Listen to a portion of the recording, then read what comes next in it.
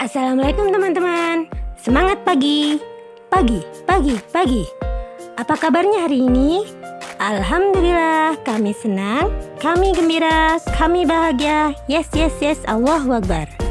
Kali ini kita belajar materi bahasa Inggris dan bahasa Sunda tentang benda yang ada di kamar tidur. Thing in the bedroom, parabot anu aya di kamar. Simaklah video berikut ini.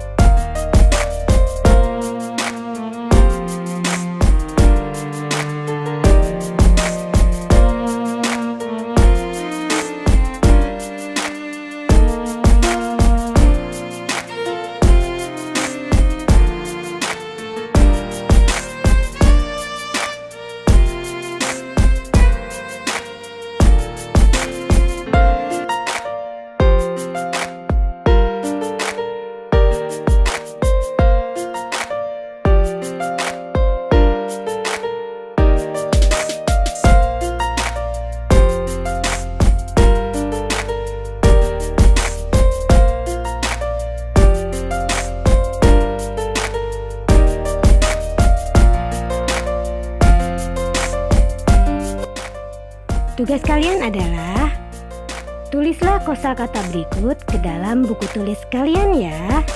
Dan jangan lupa cucilah tanganmu ketika kalian selesai berkegiatan dengan sabun sampai bersih. Dan apabila kalian bepergian atau bermain, gunakanlah masker. Nah, kalian masih belajar dari rumah ya. Tetap semangat dan selalu jaga kesehatan.